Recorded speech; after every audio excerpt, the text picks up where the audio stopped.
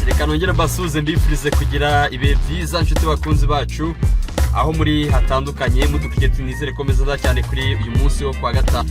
Munyemerere tuganire ku bintu bigiye bitandukanye nka bingahe muri equipe ya Rayon Sport.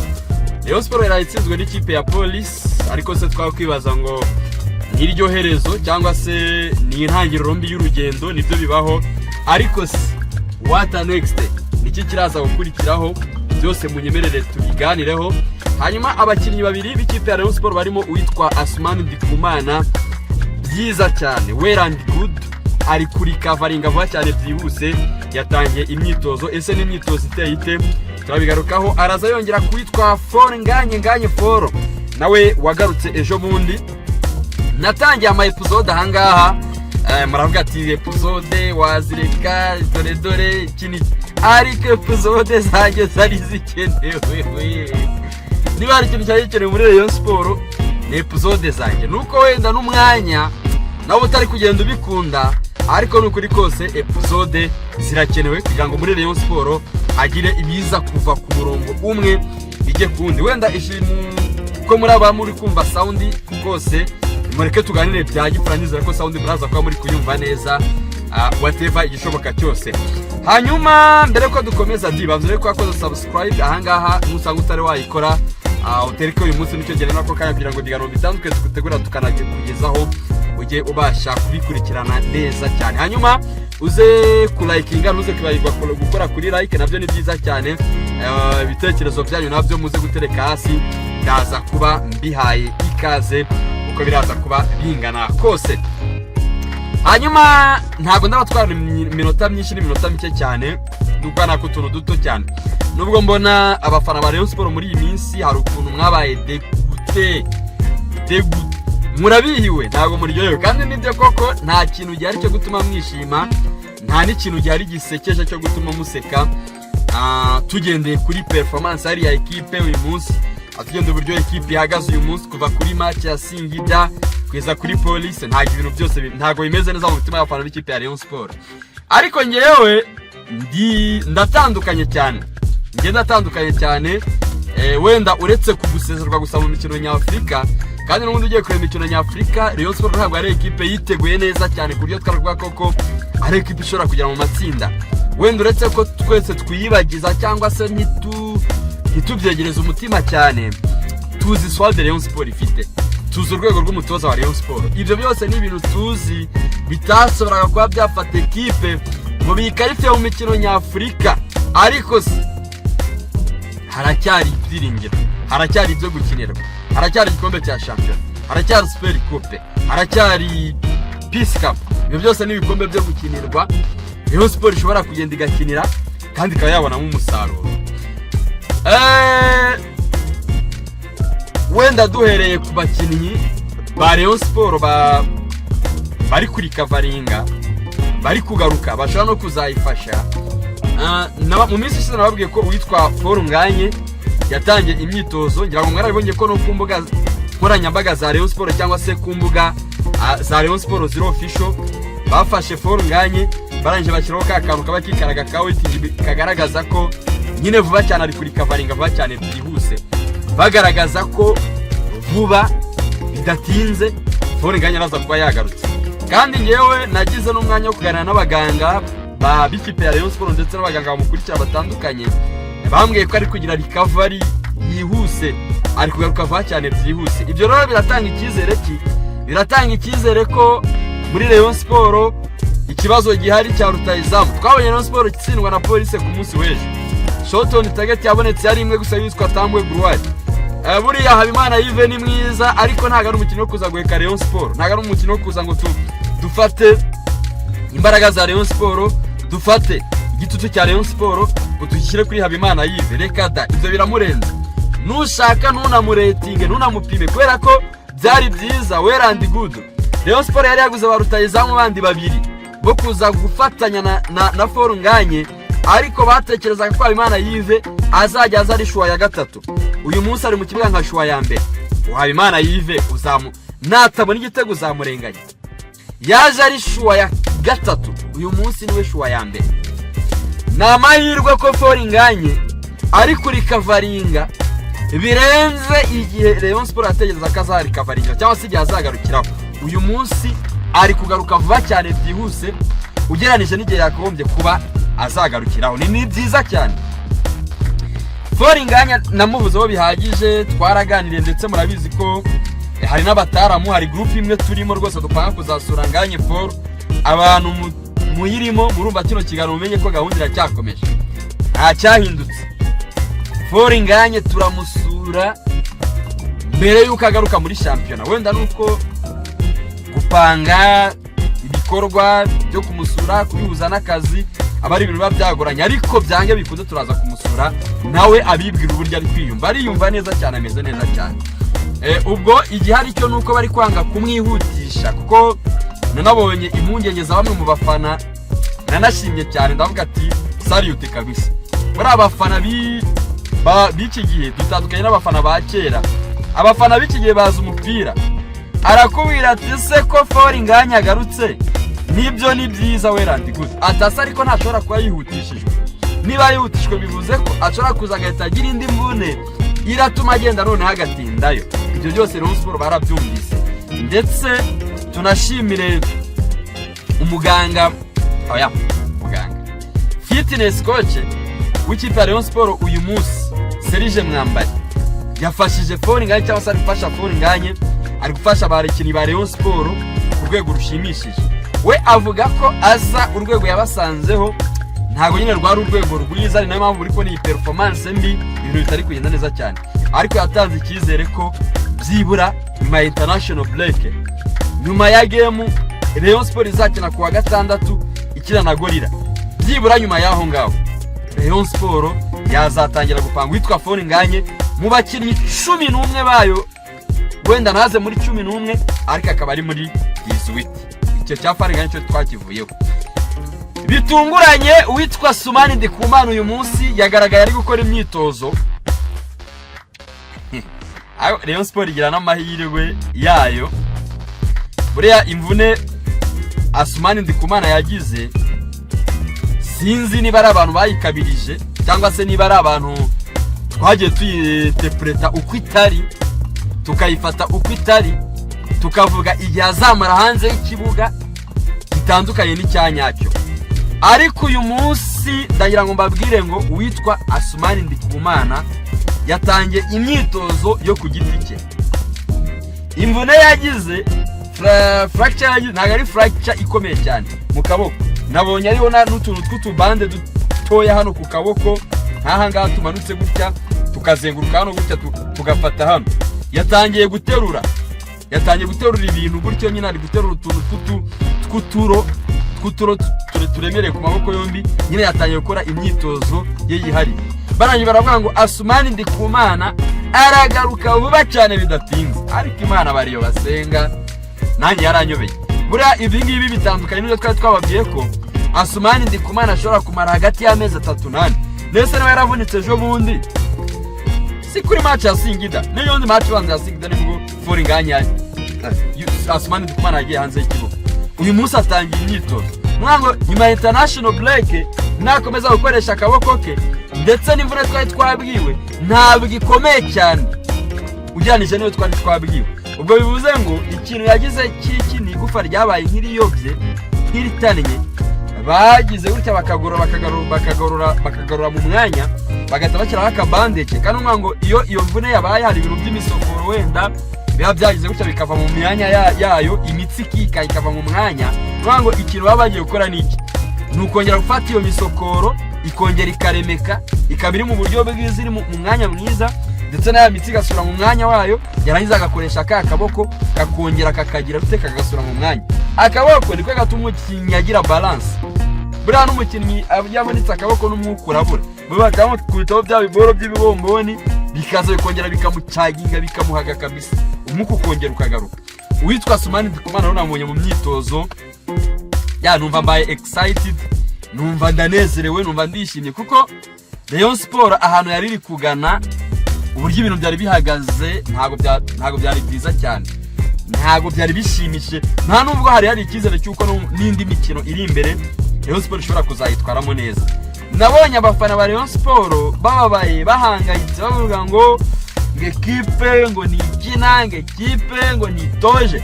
Ibyo mwavugaga byose nibyo, ariko hari ikintu gikuru kiruta ibindi cyabaye kuri Rayon Sport yakiriye ku munsi w'ejo n'ikipe ya Police ikanatsindwa nayo. Icyo kintu ni igice ndagira ngo nkibabwire.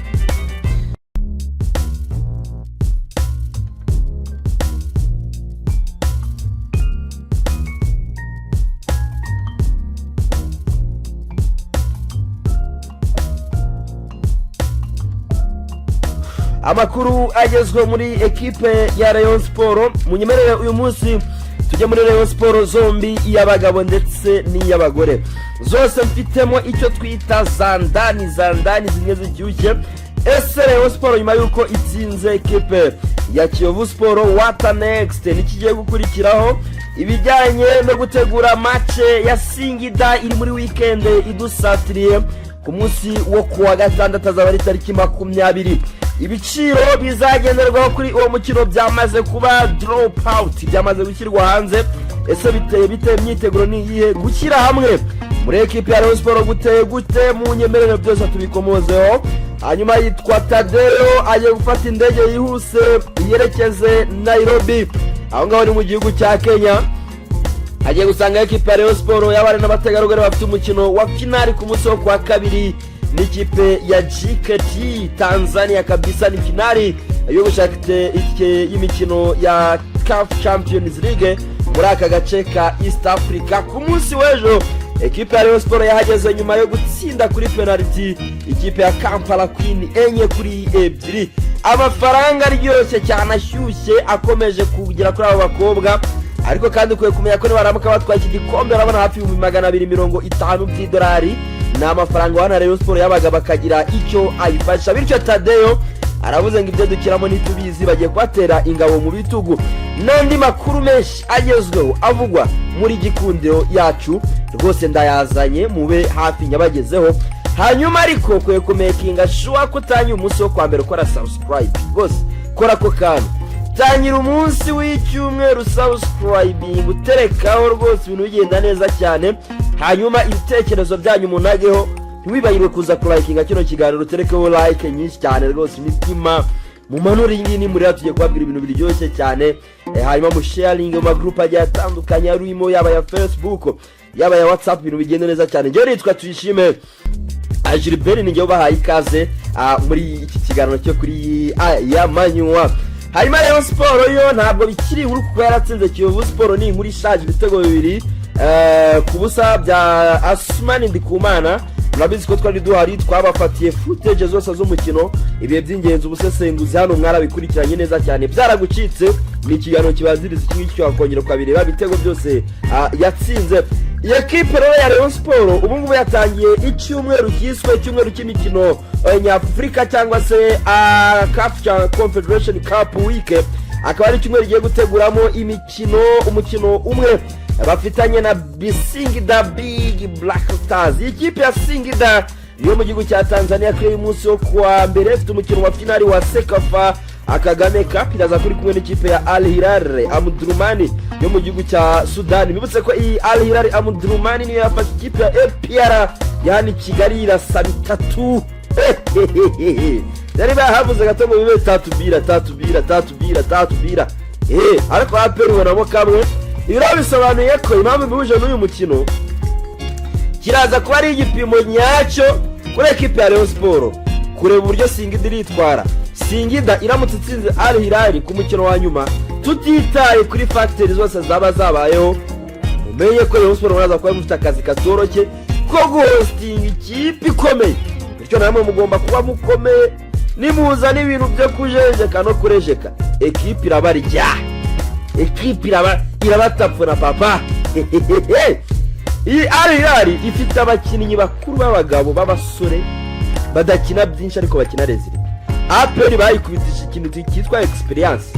APR yarihanyaguye, Al Hilal ikina yitonze. Ubwo abakunzi b'ikipe ya Rayon Sport muze kuba muri tari match muyikurikirane kugira ngo mumenye igipimo ikipe muzakina uko imeze.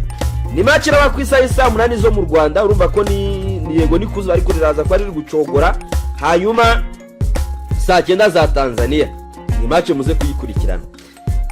Rayon Sport batangiye icyo cyumweru cyo gutegura uyu mukino wa Singida Black Stars mu buryo bwose. Singida yatsinda Al Hilal yagira gute? Rayon Sport ntabwo bashaka kubyumva, ntabwo bashaka kumva ko ari ekipe ishobora kuzigakura amanota 3 Kigali ko yiboneye, ishobora kuzigatsinda biri aho ngaho vya mpango. Rayon Sport batangiye campaign ikomeye cyane iteye ubwoba yo gutegura ikipe ya Singida Black Stars hano Kigali kuri Kigali Pele Stadium. Rayon Sport irashaka kuyifata ukayishyira mu gafuka igakubakuba igakubita ikanyetu. Iyi campaign reka mbabwira bareyo nubwo amaze iminsi avuga umuko utari mwiza muri ekipe, ariko rero bose bemeye gushyira hamwe, bemeye gusenyera umugozi umwe, bemeye kumanuka bakajya ku meza amwe bagategura uyu mukino. Ibyo vuga ngo Sadate ngo bamwirinde, ibyo vuga ngo ba Fideli bamanutse, bamuvunyi bose bamanutse. Imyiteguro bagiye gukora kuri Singida iyo namenye ndayigira ibanga kubera ko hariyo nshobora kuvuga hano ikespose equipe. Erega buriya nta nubwo tuba tuzi ngo abantu bari kumva ikiganiro ni bande. Ushobora gutanga amakuru muri adversaire akaba yicaye aho ngaho akaba azi ngo baneguye gutya, akamenya ngo nditwararika gutya, ariko abareye mu byumve. Iyi match ya Singida ntiyataga umuntu ntihadapfa igisambo azapfa kominari. Iyo ni imvugo mba nkoresheje, ntabwo bivuze ko ari kominari ndimo cyangwa se igisambo, ahubwo ni ukugira ngo mbumvishe ko azaba ari match yo gupfa no gukira, do or die. Rayon Sport nikomeza mu cyiciro gikurikiye izabona amafaranga.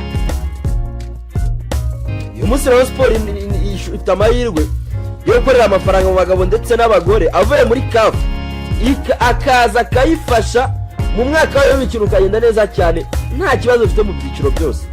Ubwo rero bahagurutse, wenda reka mbaze mbabwire imyiteguro ireba abafana mwebwe mumenye imyiteguro yanyu, kuko habaho imyiteguro ya ekipe ariko hakabaho n'imyiteguro y'iki y'abafana.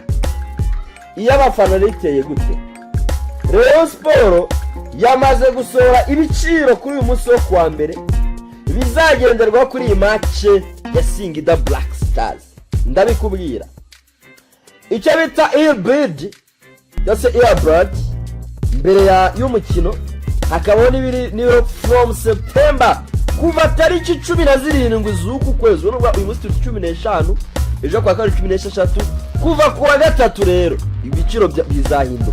Niba uri umureyo ushaka kuzana match ya Singida muri Kigali Pele Stadium, yewe igihe usabwa kugura itike yawe ni uyu munsi n'ejo, kuko kuwa gatatu amafaranga aziyongera, azaba ari saa 12 kandi stade zaba yakubise yashwanyaguritse. Banange Genero kuva uyu munsi kwa mbere kuza ku munsi wo kuwa gatatu ni inote y'5,000 aho bita muri Genero. Harya hakurya nyine ni inote y'5,000. Regira niriya myanya itwikiriye nyine ikikije indi yose azaba ari 10,000 kuva uyu munsi kwa mbere kaza kuwa gatatu. VIP 70,000 kuva uyu munsi kwa mbere kuza ku munsi wo kuwa gatatu. VVIP 200,000 hano murerikiye mpaka. Iyi ni imikino ya Afrika moshe. VIP 100,000, VIP niyo 70,000, VVIP 100,000. Nta n'ibintu bya invitation Rayon Sport yashyizeho hano, ni ukuzura murera hano ikima kirashaka gukorera amafaranga. Ubwo ibyo ni ibiciro byo kuva uyu munsi uri kumvira iki kiganiro kuwa mbere ukagera ku munsi wo kuwa gatatu. None kuva kuwa gatatu kuzamura kugeza kuwa gatandatu, urumva ko icyumweru bakigabyemo kabiri, ni iminsi 3. Ibi biciro bisanzwe mbere ya match ni iminsi 3, ariko uvuye no ku munsi wundi ibiciro byazamukira kuwa gatandatu naho ni iminsi hafi 3. From September 17 Genero irahita 2,000 kuva kuwa gatatu. Ubwo ni saa 6 z'ijoro. Regira irahita 15. VIP irahita ibijana. VVIP iraguma ku 200,000. Nuvuga ngo uwa VVIP we niwe bitareba. Igihe cyose wagurira wahabwa tike imwe. Gusa nawe ibyo ntibitume wirara. Ubwo ngo VIP ngo yo izahoraho ngo bitume wirara. Uzabura tike. Bookinga nonaha. Booking now. Birumvikana ko iya 5 hazongeraho 2. Iyi 10 hiyongeraho 5, iya 7 hiyongeraho 50. Ubwo rero nyaboneka ndabaravuze. Iyo ni Rayon Sport y'abagabo. Baratangira imyitozo ikakaye muri iki cyumweru. Ikakaye. Abakinnyi nka Ndikumana Sumani bameze neza. Irani tara. Urani rutayizamu. Igisobanuro cya rutayizamu ni Ndikumana Sumani, umukinnyi ukakaye uzizamu, ufite sense de vie, ufite everything. Rayon Sport yaboneye amafaranga make. Cyo nacyo cyongerewe. Abakinnyi nka Babigirimana Bedi we yari yavuze ati ngiye match ya Kiyovu ya championa mumbabarire nayo kuyikina ni muyindi ahubwo muntegurire match ya Singida cyakumaruka kuri Singida. Mwakira abakinnyi nka Yusudiyanye kuri Singida Black Stars araba yagarutse.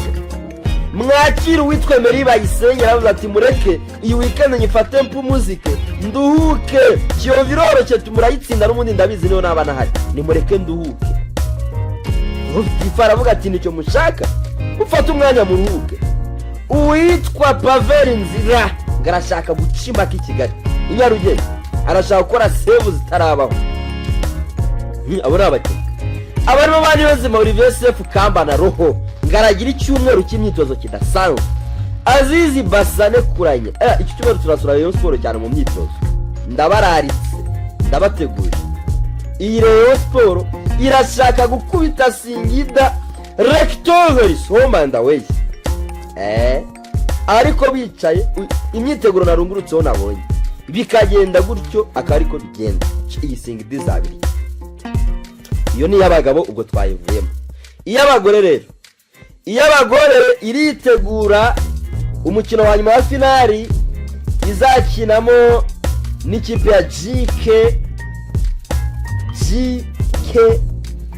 GKU yo muri Tanzania kabisa. Akaba ari match nayo iteganijwe ryari reka ndebe. Ni match izakirwa ku munsi w'ejo kwa 2 ko mbibona hano imbere yanjye. Azaba ari final. Rayon Sport y'abagore nitsindiye umukino izahabwa $50,000 by'idolari. Ferwafa barayibaye $5,000,000 zagahimbaza musiki. Abakobwa bagomba kugabana. Uwitwa Perezida Tadeo yabibonye aravuga ati ibintu ahubwo biranarenze. Ibyo yari yafashe kujya aganiriza abakobwa kuri online aravuga ati ibingi reka pembe. Tanzania wowe ubagiye Nairobi. Perezida Tadeo agiye Nairobi amaze gufata indege agiye Nairobi agiye gutegura abakobwa agiye kubana n'abakobwa. Intego niye nta yindi ngo nukumanukana igikombe.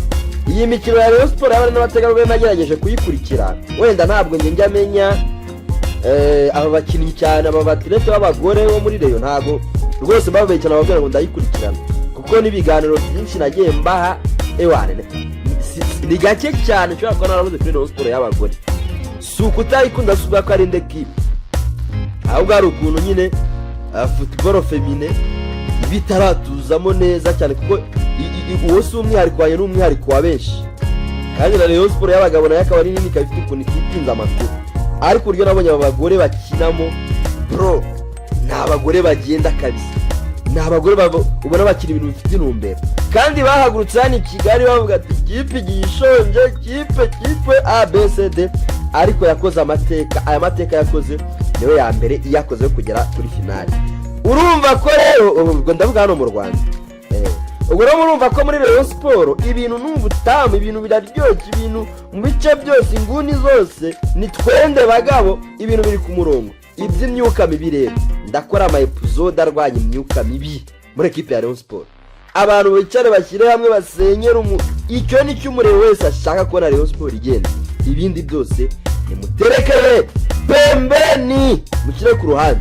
Ubwo kandi ngewe nanzuye nnyo nkomeze babwire ngo mukore subscribe.